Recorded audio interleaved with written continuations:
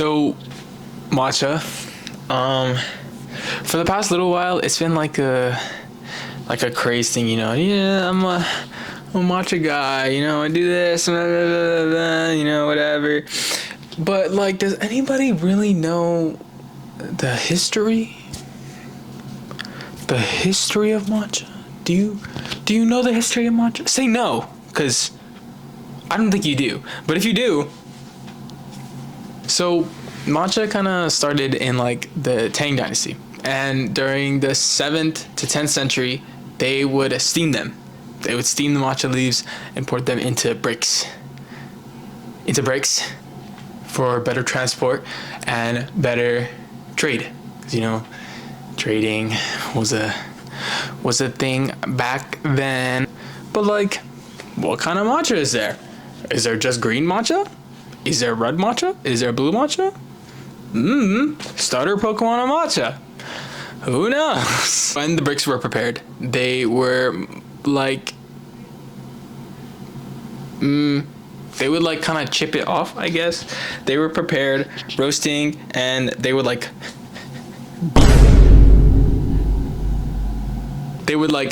beat the brick and then grind it into the powder that everyone knows and loves today. Going forward a couple of centuries, from the 10th to 13th century, during the Song Dynasty, they made matcha more of a ceremonial thing. So it was like there were different steps in order of making matcha, like grinding it, picking the leaves. Basically what they do today, they have specific people picking specific leaves to make into great matcha powder. There's ceremonial matcha, and then there is like not ceremonial matcha. The ceremonial matcha is used for just drinking, so like just to have, you wouldn't really mix it into anything, it'd just be matcha by itself. Then there's the other matcha, and that would be used in like cookies or matcha tiramisu or espresso, strawberry matcha, whatever you want to make your matcha with. That's what they would use. Unless it's flippy flop, then I don't know. Then don't pay attention to anything I'm saying. Don't fucking. However, a man by the name Asai, he's the man we can all thank today for making the great matcha that we all love today. Thank you. Sergio, you didn't even like matcha. I don't give a fuck. Why am I even watching this video then? Learn about matcha. Man, fuck you. Who's saying that? The man, the myth, the legend, however you pronounce his name. In 1191, he returned to Japan after studying Buddhism for most of his life in China. And he brought back some mystical seeds, very mysterious seeds, along with the Buddhist methods of preparing tea. I don't even drink matcha. So, our man decided to plant seeds in a Kyoto, like the Kyoto temple grounds. He thought it'd be a good idea. So, and it was. It ended up being a great idea. The tea seeds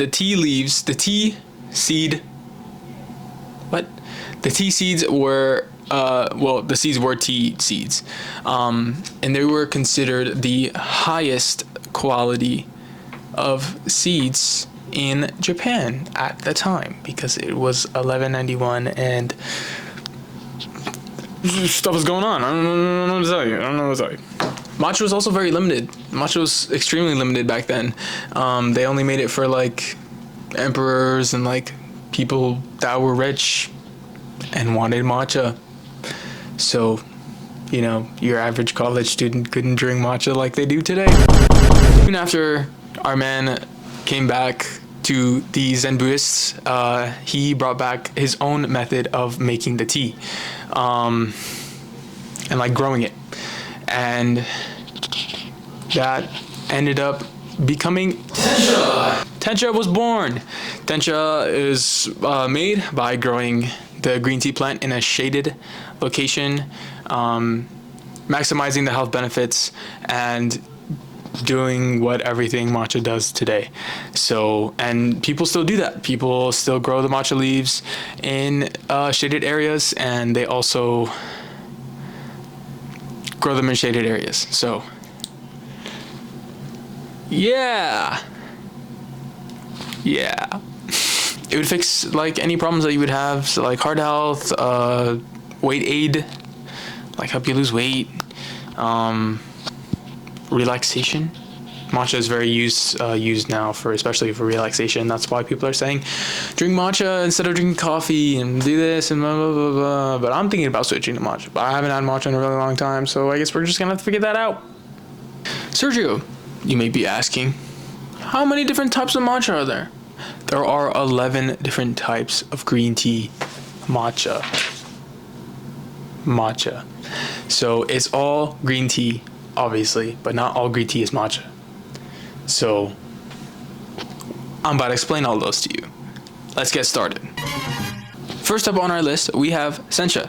Sencha is a popular green tea, a fresh green tea, a little grassy, sometimes an astringent flavor. It is made from a specific plant that I'm not gonna try and pronounce. It is steamed and rolled and dried. So rolled in like that. You know the stone where you like that thing. Very good. Kind of like an OG form, I guess. Had like 60 has, because it's still a thing now, about 60 milligrams of caffeine in it. So it was a very, back then I need more than 60 milligrams of caffeine. That's just me though, you know. Next up on our list we have Matcha. Matcha is the second flush. So like when you steep it, it's the second one, like kind of reused, recycled kind of thing.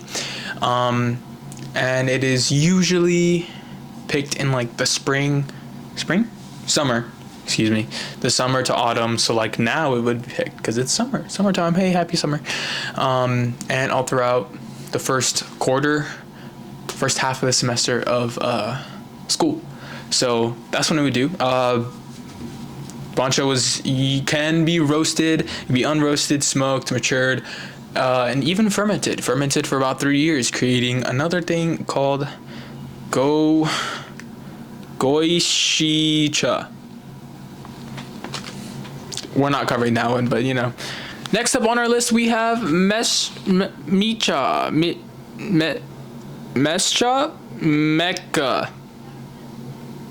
green tea. The early leaf buds from the green tea plant make up a great green tea harvested in the spring. Has rolled leaves that are grated, grated down between Gyokuro and sencha in quality. We'll cover those soon.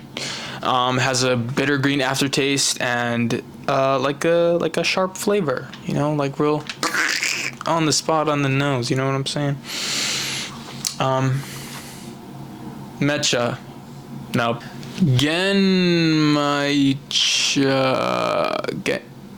Genmaicha. Basically it's popped brown rice with green tea leaves. The brown rice would be used as a filler for the green tea, so it would be more like cheaper for people in like the lower class. Excuse me. For people in the lower class to purchase, so they would still have tea to drink during their time whenever they needed to drink tea. Usually it'd have like a smoky, nutty flavor, of course, with the popped, because it'd be like super heated the rice, and then they would,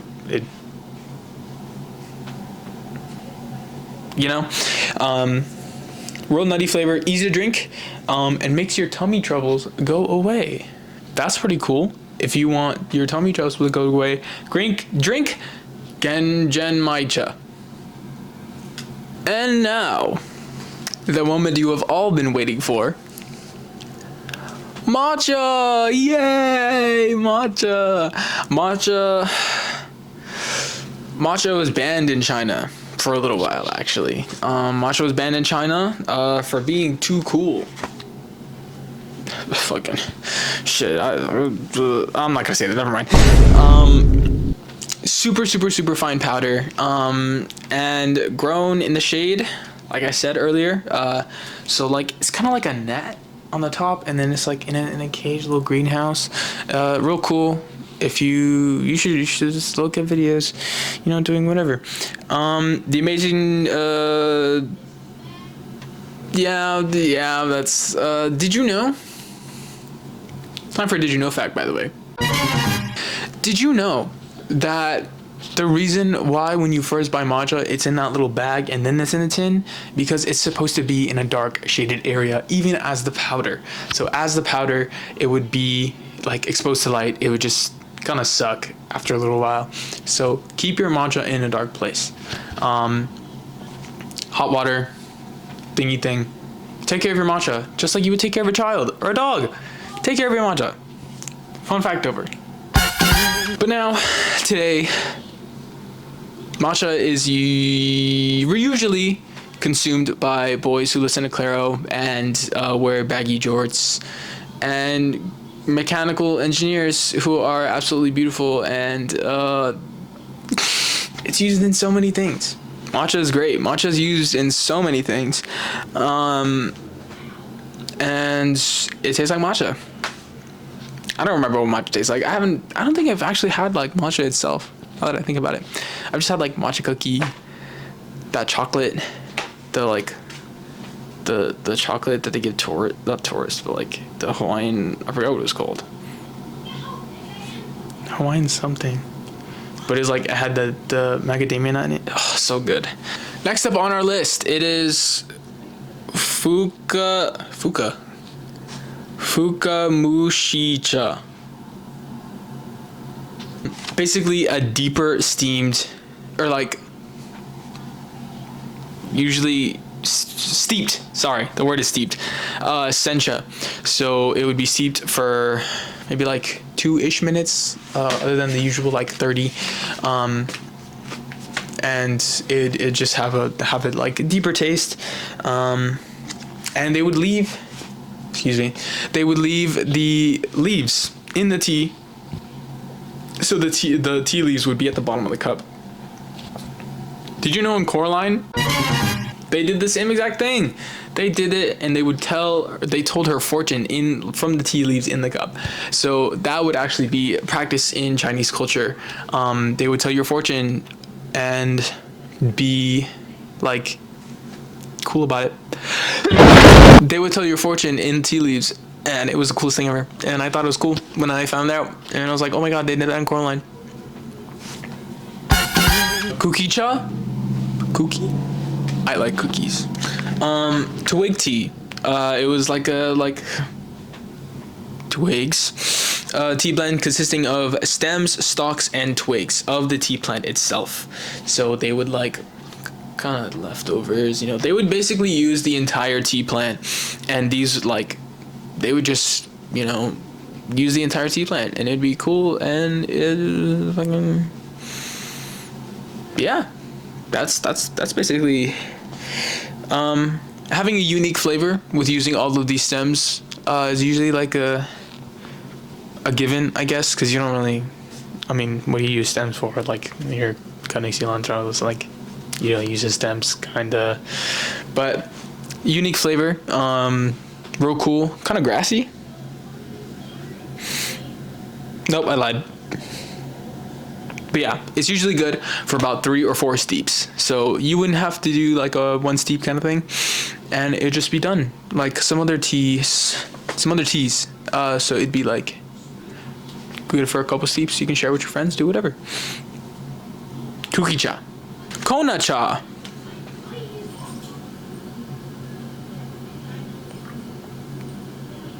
Or powder tea, made from small broken leaves, dust, and the tea buds from leftover processing from gyokuro or sencha. we'll talk about gyokuro later. Usually served in sushi restaurants because it's real cheap, real easy to get as a palate cleanser. So if you're in a sushi restaurant, be like, whoa, I know about Konocha because Sergio, this cool ass video, oh my god. So now everybody knows what that is. And it's real easy to serve, palate cleanser, and it's a quick brewing time. It takes like 10 seconds to fucking brew. It takes like 10 seconds to brew. So it's quick, serve everywhere, do whatever, drink it, eat your sushi. Next time you see it at a sushi restaurant, be like, Konocha. Next up on our list is Hojicha. Hojicha. Instead of being steamed, Hojicha is roasted, the leaves and sometimes twigs. It's just like the other one that I forgot the name of. Very high temperatures, and it's different from other green teas, giving it a toasty, smoky kind of flavor. And it's also, I think it's also the only brown one. I think this one's it. If it is, cool, good for me, I remembered. But if it isn't, damn. There is only one brown one though. So yeah, that's that. Hojicha. Gyokuro is the last one on our list. So let's get this done. Same as sencha, just blocked from the frost. So when it's just like when they're doing matcha, it's just shade. It's just like a little shady thing. It doesn't really cover it from frost. So basically, they make it like a certain plant. It would cover it from frost, obviously giving it a different taste. Like if you were to do meat, frost from like frozen meat to fresh meat, completely different. So it'd give it a different taste. Surprise! There's one more. My favorite Pokemon. My favorite Pokemon is Sinistcha. Looks like this. Isn't he great? Oh my god.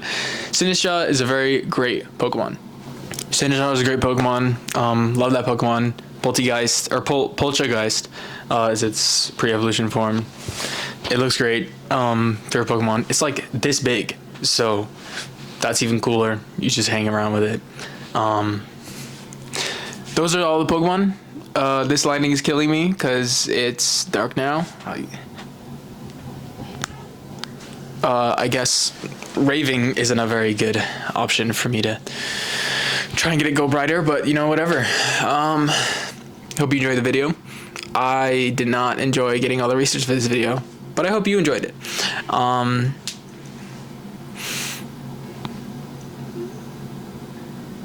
Yeah, I don't know what else to say. Like, there's really see you next time.